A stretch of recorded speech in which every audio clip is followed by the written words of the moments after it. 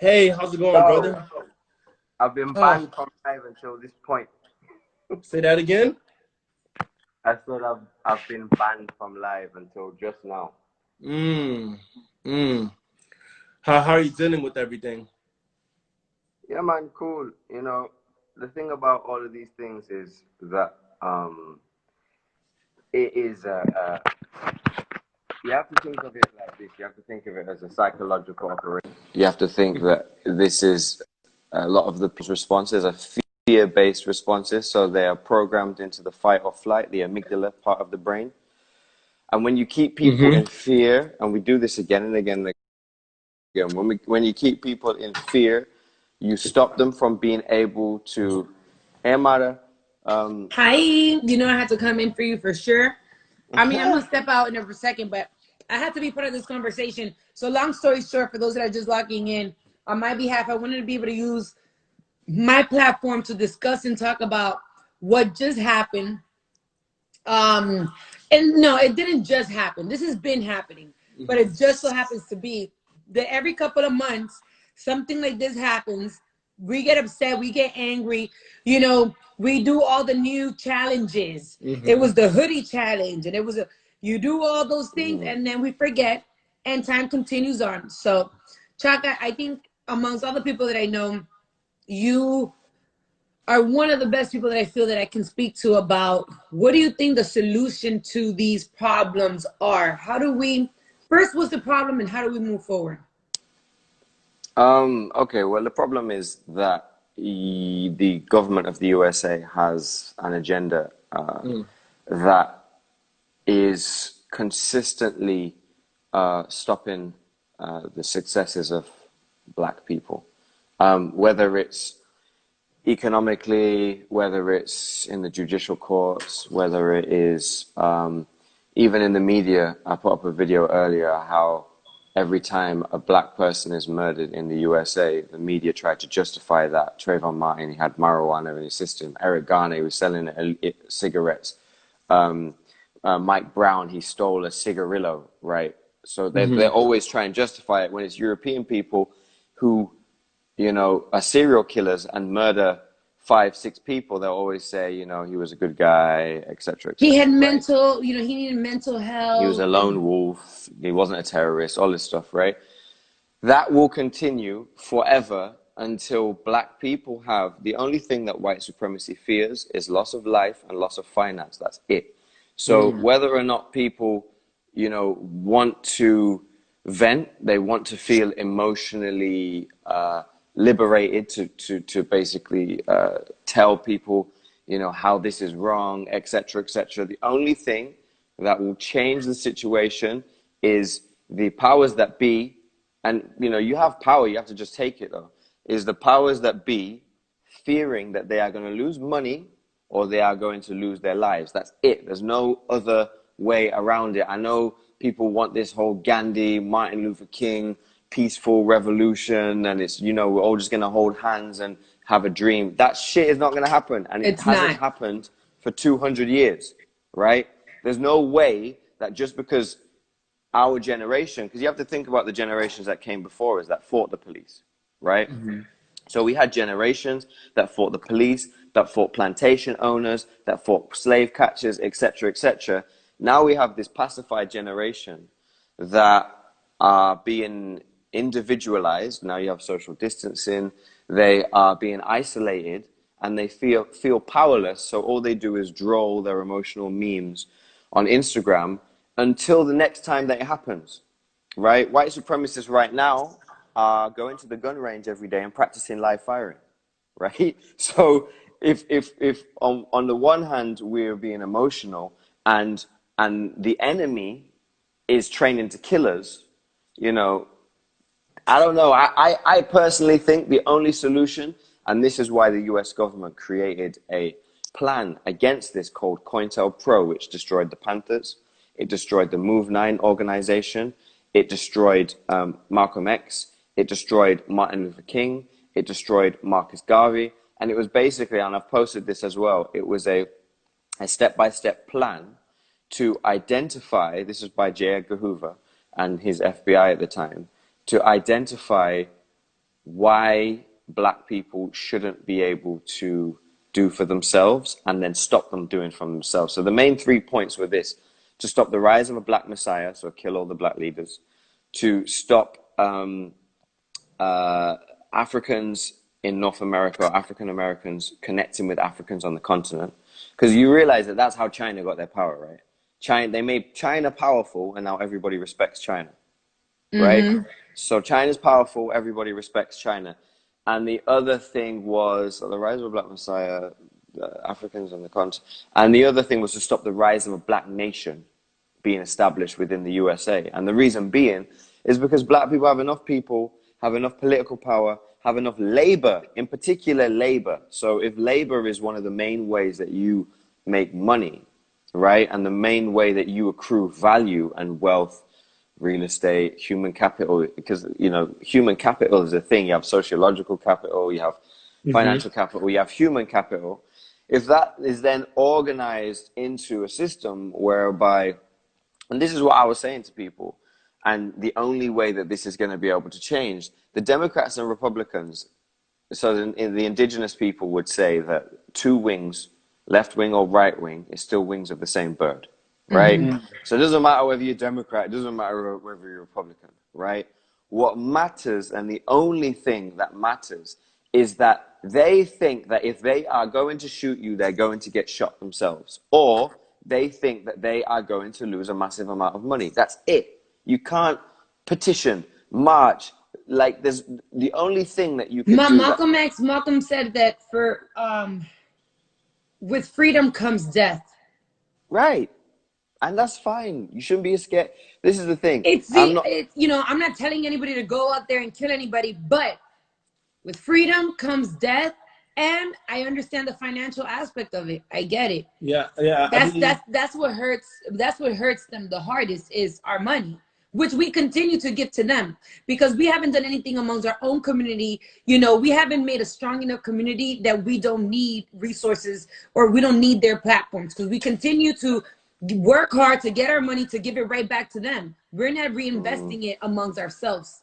Yeah, I'm very interested in the financial revolution, because I think even in Dr. King's time, he was saying that the black population in the United States, they have a higher gross domestic product, higher GDP than even Canada. And he was saying that we can use our financial power in order to combat the system. And I believe that he was even creating a system where he was seeing what is the population of black people in a particular community, what are the demographics. And then if there's a large company in that city and they're not hiring at the same rate or same percentage of the black people that's in the community, then we're going to boycott that store. So what are some financial solutions? Where should we stop shopping? What are some of the places that we can go in order to hit them financially? Well, the thing is this, the reason why Martin Luther King was killed was not because, you know, he had a dream. They loved that. They loved integration. Martin Luther King wasn't marching for change. He was marching for reform, which is vastly different, right? So when that integration happened, white people then just owned all the black businesses, right? Because now you can't integrate with somebody who has 90% of the power and expect to retain your 10%, right? Yeah, he said towards the time of his death, he feels like we're integrating into a burning house. Right, so one of his last speeches a year before he died was, we're going to Washington to get our check. So they were organizing another march, and they were going to Washington for the whole 40 acres and a mule thing. It's now called HR 40, and my friend is actually working on that.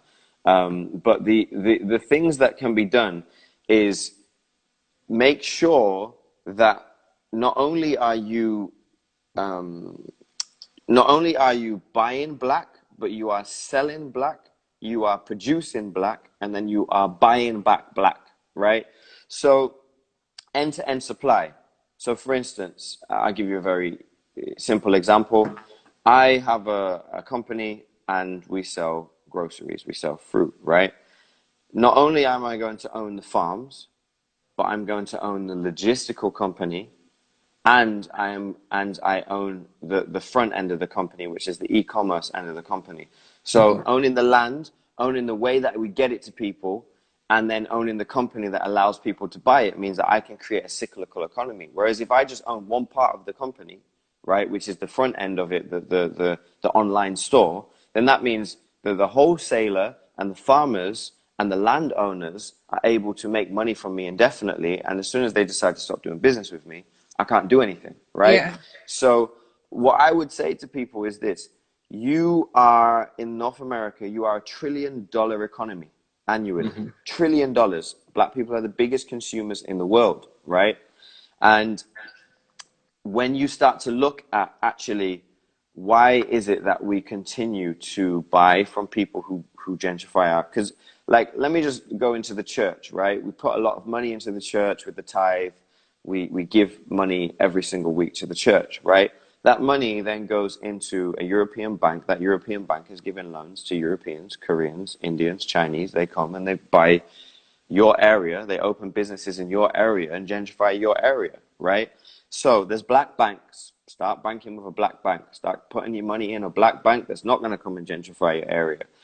Start owning everything that you consume, as in primary things, basic things. So food, water, energy, these are the things that you need to own, right? And it might be like, oh, I can't be bothered writing a business plan. I'm going to have to sit down and spend hours trying to work out how I can get into a market that is already saturated, because the energy companies are all owned by Europeans.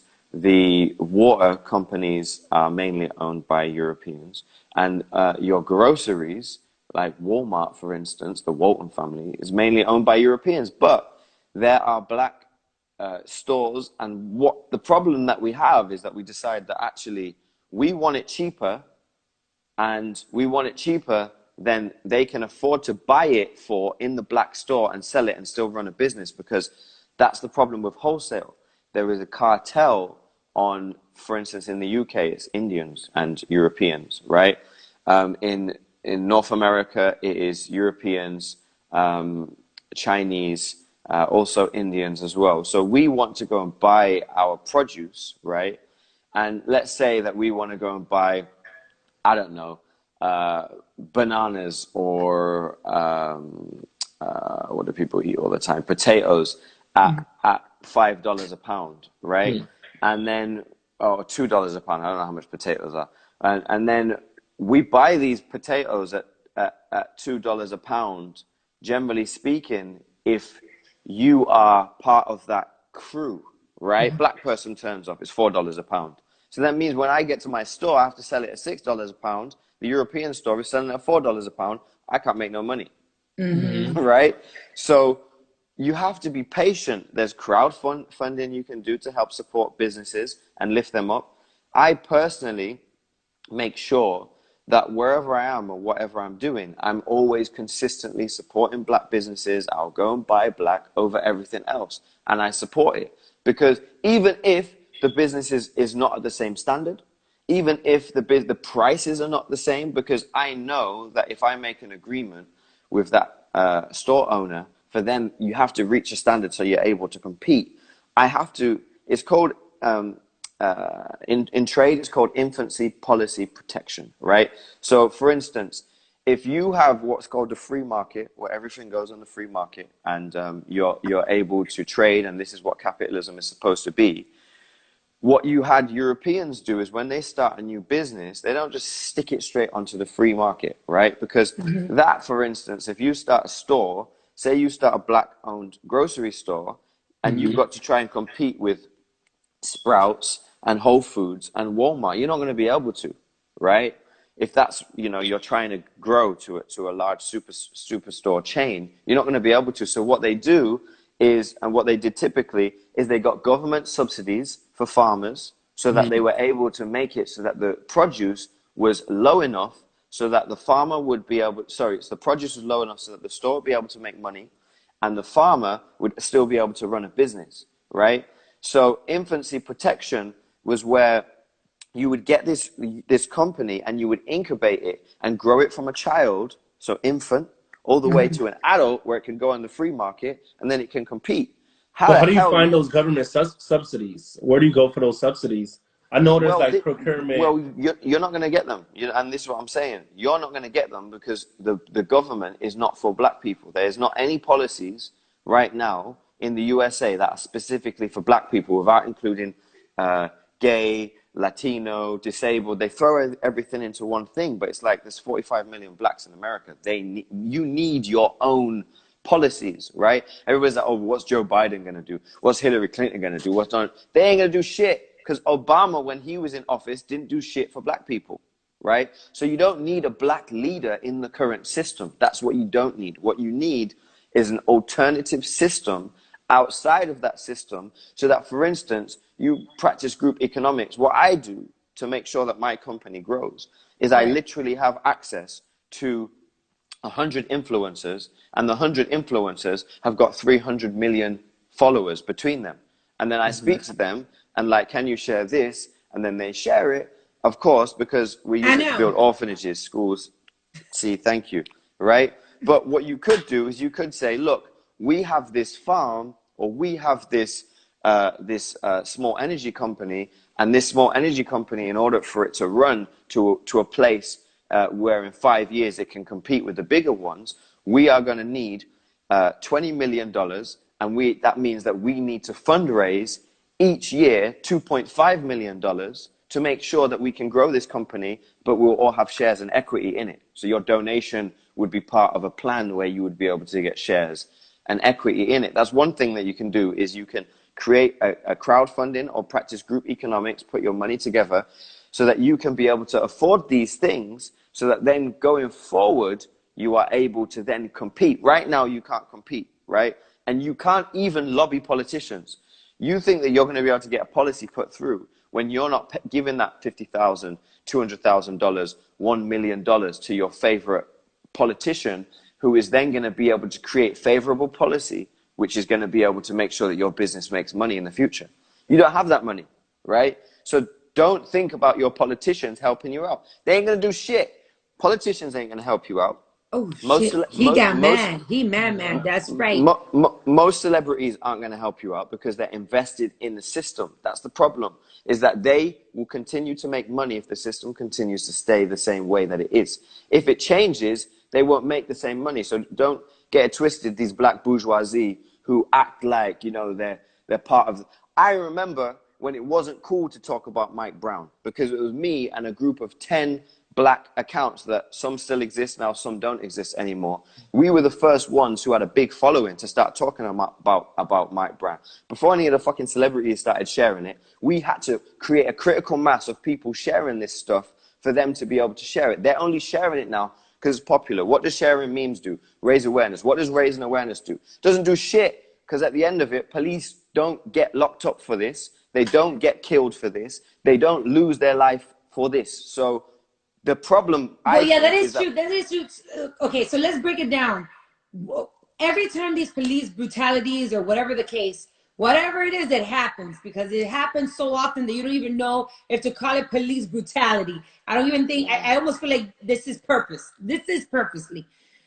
Every time this shit happens, what the fuck happens to the cops? Yes, they go to jail. Oh, they give them a couple of years or whatever, but they don't. They don't even go to jail. It's and like, most of them don't even go to jail. You know, Ever. They'll always find a reason why that person had the right to defend themselves, or they feared for their life, or whatever the fuck. So it's like, what happens to them moving forward? The problem is this. You have the police policing the police, right? So that's like the slave catchers being policed by the slave master. The slave master is never going to come down harder on his slave catchers than he is on his slaves, right? So you want all of these... The reason why police started, right, is because you had people who would run away from slave plantations. A psychologist who was crazy called it drapetomania, the longing fear to run away from the plantation. The eugenicists tried to create this idea that black people were crazy for trying to be free, right? You had these people leaving the plantation, right? And that was the property of the slave master. He'd lose money if they left the plantation. So they started sending the overseers to go and catch them. And these were slave catchers, right? The overseers became the officers. It's very simple, right? Now what you have is you have all of these people who are not acquiescing, so giving up their rights to power, so they have to kill them, right? And what is not giving up your rights to power? Resisting arrest. So you're not going, do you know what? Take me. It's cool. You're saying, no, you can't take me. You can't take me. You can't take me back to the plantation. What is the plantation? The mass incarceration, the prison system. There is forced and free labor in that place. Where right? can people go to read about what you just said? Let me tell you something. He's a walking Google. Go ahead. That's what he looked at. I'm very curious. What specifically about what I just said about the plantations? So there's a few people. There's a book called The New Jim Crow by Michelle Alexander. Yeah. And there's also, if you just want to watch something right now, there's also on YouTube, there's a seminar by a woman called Dr. Joy DeGroy-Leary called Post-Traumatic Slave Syndrome. So these are the two things that you can watch right now. I definitely see that. Traumatic slave syndrome, right? Yeah. Because back to what I originally said, because I've got to go and work out, but back to what I originally said is you have all of these people who are programmed right now and desensitized. That's one of the main things, is that you can share a black person being murdered on social media because it reinforces this idea that we're powerless, we're helpless, we can't do shit, we're still slaves on the plantation. They used to do it to the biggest male on a slave plantation. They called it book breaking, and they used to rape them in front of everybody, women, children, so that obviously the women and the children think, well, we can't do shit if he can't do shit. He's the biggest amongst us, right? So you can share that stuff, but I can't share a black person fighting back or knocking out a white person. If I share a black person throwing hands on a white person, that gets removed. But a black person being murdered, they might put a filter on it and say sensitive content, but they won't take it off, right? Because it reinforces this narrative of that we are powerless and we are helpless. The thing about power is, you don't ask for power. Asata Shakur said this. You take power. That's it, period. You don't say, please don't shoot us. You went from Black Liberation Army and the Black Panthers, and we all went to the movie theater and we were like, yeah, Black Panthers is cool, to Black Lives Matter, hands up, don't shoot. You're saying we matter. You don't have to tell people you matter. It doesn't matter what they You just show them. You have to show them that you matter, right? And you showing them that you matter is owning your own economy. The Black Panthers used to police the police, right? You can't have the police policing the police, because obviously, as I just said before, they're going to give favor to the police. But while you have all these people who are reactive and not proactive, you have people who do not have a 20-year plan, who don't have a 50-year plan, don't have their own political party, don't have their own energy system, don't have their own food supply. They do not have their own judicial system and courts. You have enough people enough black people in North America to literally have your own state, have your own nation, or have your own legislative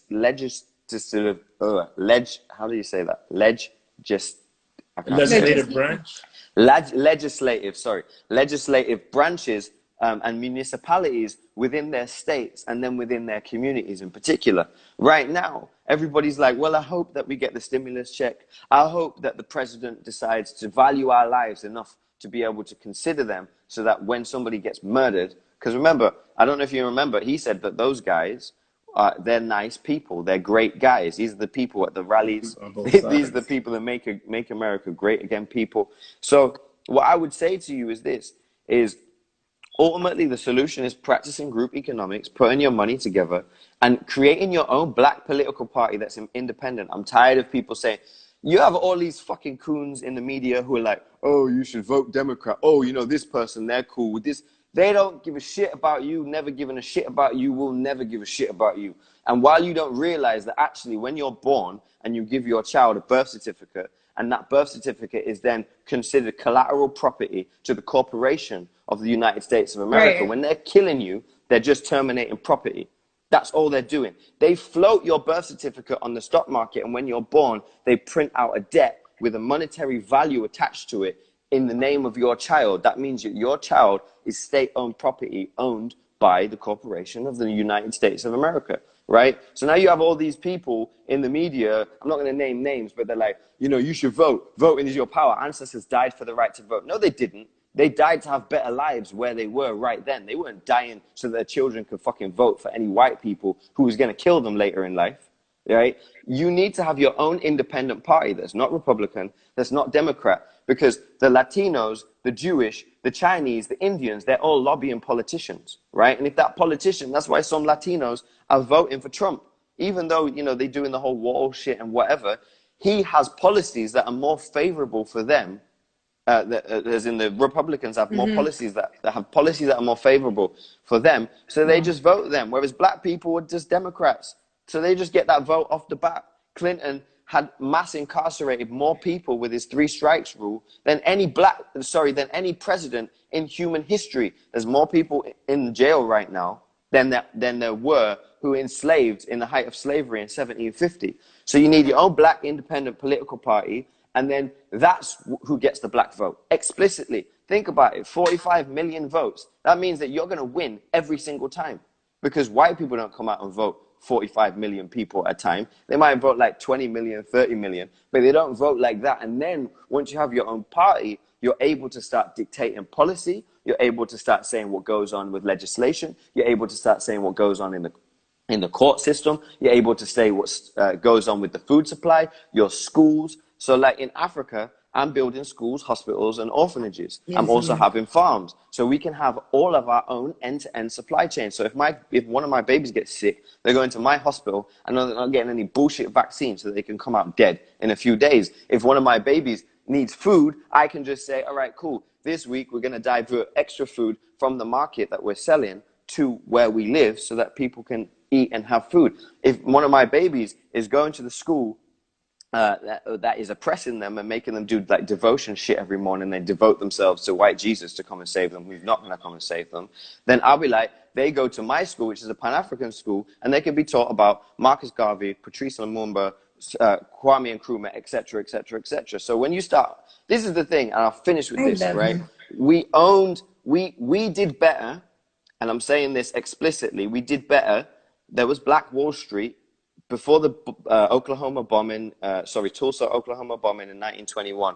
There was Black Wall Street. We had our own bus company. We had our own housing and real estate. We had our own food. We had our own hospitals. We had our own schools, etc., etc. What integration did is it took we had our own baseball company, right? We had our own baseball league, which we owned, and that got integrated into the baseball league that exists now. What happened was we integrated, and then we started to lose out big. Before, we were just losing out like, you know, we were getting murdered now and again. We were getting lynched now and again. Now we're still being lynched, but we don't have any of our own money either, right? We used to have our own money. We did better when we weren't allowed in the hospitals, because right now, if you go into a hospital, forget Corona, if you go into a hospital, you are 3 to 4 times more likely to die as a black woman during childbirth than as a white woman. And the only reason that people are paying attention to this is because of the treatment that Serena Williams got when she was in labor. And it's like, well, if you're going to treat Serena Williams like shit and she's famous, then what about the rest of the black women? We did better when we were having home births, right? And we weren't allowed into their hospitals. We did better. We did better when we weren't allowed to eat at their restaurants. We had our own restaurants. We did better when we weren't allowed to farm or practice sharecropping on their land, because we had our own land and we had our own farms. We did better when we had our own schools, because we weren't educating people to come out of the school and be a coon. Like, look at all of the HBCUs. The HBCUs, if they wanted to, could completely unionize and create a complete end-to-end black curriculum for the liberation of all black people in North America. What happens when people are successful in the HBCUs? They come out and they work for Goldman Sachs and JP Morgan, the same people who are gentrifying the community, right? So I'm saying this to say, until you do for yourself, you can't complain about what white people are doing to you or what white people are not doing for you.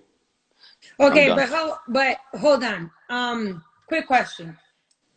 And I just want to know your perspective on it. I see that everybody's obviously angry. Everybody's upset. You know, there's people right now, you know, out in the streets. They're fighting. They're marching. They're doing all these things. The cops are obviously still shooting. They're still, you know, doing the most. Should we be angry to the point that we're out there, you know, breaking cars and doing all those things? No. That's what they want. There's other ways of handling the situation, because that is only going to give them more reason to want to kill us, to want to get rid of us and be like, you see, this is why, blah, blah, blah, blah, blah. Like, there has to be there has to be another way. Obviously, the economy is the number one thing. But I'm sorry, but I just feel like my generation don't give a fuck. It's the truth of the matter. Everything is a TikTok, a trailer, a trend, a hashtag. What's popular to post on Instagram for likes and views. It's not a generation that cares to fight. It's not a generation that cares. You know, we have accepted what was given to us, and we've been okay with it. But what are they fighting for? You have to give them something to fight for. If you say, I mean, if they don't see it. No, but the thing is that you're going to fight, and then at the end of that fight, because you're very reactive, and we are very reactive, we're emotional human beings, like I get that. But at the end of the fight, what do you have? You had a fight, right? You're not saying fight with a purpose. Right, you're not saying at the end of the fight, you'll have your own political party, you'll have your own economic end-to-end supply chain. Like if you say fight with us, and at the end of the fight, you're going to own 20% of that $1 trillion annual economy, people will be like, all right, cool, that's a good reason to fight. Look, there's 30 million people who are unemployed now, and like 20 million of them are black people, right? So if you say to people, right, we're going to fight, and at the end of the fight, you're going to have this, this, this, this, and this. There's a memorandum, there's a constitution, there's something to fight for, then that's a reason to fight. People should be angry to the point of organization. I'm not saying to people, you know, never march. I'm saying to people, if you are marching, create a discourse at the end of that march and a consensus, get everybody's data, everybody's emails, and organize offline. I think that people like to have leaders. People know that they want to do something, but they don't know how to start. You know, it's like, realistically, I feel, and I'm sorry, but this is only but my opinion. If we, and I know this is not just going to happen overnight, and it's not going to be God sent, but if we had a leader, if we had someone to follow, if we had a guidebook, if we had instructions, which is what I think our leaders used to do, they would lead us towards, this is what we as a unit need to do. There's no unity. We are completely lost because the they blueprint have divided us that way. Yeah, but this is the thing, and this is why people need to stop thinking that they're so important. The greater picture is more important than the individual. We don't need to reinvent the wheel. This has all been done before, right? The Black Panthers did it. The MOVE organization did it. Malcolm X was doing it with the Organization of African American Unity. Martin Luther King was like, if you don't get black lawyers together who are interested in black issues to create legislation for you, then you're not talking about power. There is an organization of black lawyers who don't do shit. Whenever these things happen, they're very quiet, right? Because they're only really doing law work so that they can make their black bourgeoisie friends more money, right? They're not interested in raising up the slums, raising people out of the ghetto, etc., etc. So it's been done before. If you start actually looking online about the memorandums, the referendums, the constitutions of all these organizations that I just named, they're all online. Like, it's all there. It's been done before. That stuff can just be restarted like that. You just need to organize people and say, look, at the end of this, we are going to employ, I don't know, 5,000 people or whatever. You can't just say to people, let's just get together to fight. And then once you've had the fight, you go back to your white-owned jobs. There's more people, or the same amount of people, and this Claude Anderson has a plan for this. And also Amos Wilson has a plan for this. It's called the Blueprint for Black Power. And it's an encyclopedia about this big, which teaches you how to run your own black nation, right? It's all there. But the thing is that people want instant gratification. They want this shit to stop overnight, and they want the new economy and black power to start overnight. It doesn't work like that. It needs to be 20-year plan, 10-year plan. And if you know where you want to be in 20 years, you can work out what you need to do in the next 24 months. There are people who are doing this right now, but they're ignored. You know why they're ignored?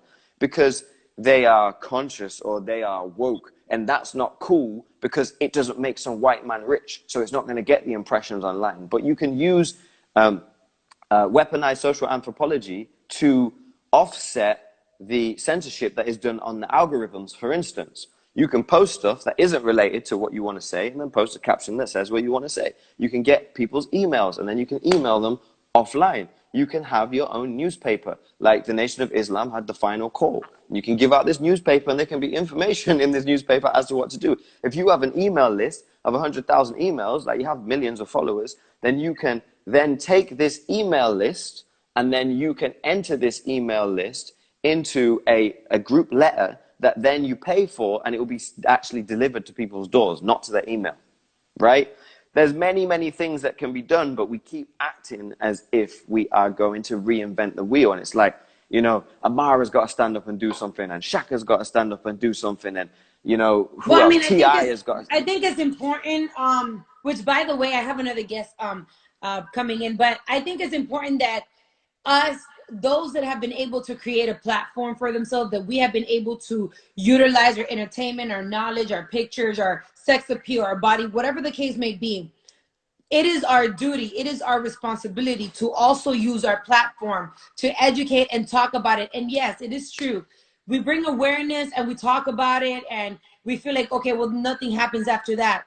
But the conversation, to me, needs to continue as prevalent as it is right now. Not like this shit happens for like 2-3 days, we completely forget till some other shit happens. Like, this has to be a consistent shit in your face. Like when a new artist drops an album and is on every blog and is on every page and okay, this needs to be just as heavy. They were consistently talking about it, because it's the only way, in my eyes, to deprogram us. If we consistently talk about it. So drag the celebrities, drag the black blogs that only promote bullshit and violence, profanity, etc. I've been dragging them. All I do is drag them. It's just when I drag them, it doesn't get any attention because they're like, oh yeah, that's that woke guy. He can. But we need a couple of people, because it's like it can't just be one or two once in the blue. There has to be a unity. Like, for example, I consider myself, I'm super humble. I don't see myself as nothing, right? Yes. I'm an artist, I'm this, I'm that. It's a blessing. I do a lot of things. Amen. But those people, the big people, the people that have the heavy names, the big followings, and this is just an example. I'm not saying them specifically, but an example. If there were to be a Jay-Z, a Beyonce, a Kanye. Yeah, but fuck them. But I'm just saying. Like, no, I'm saying this. The people that the youth admires, when they see that us as entertainers or whomever, we influence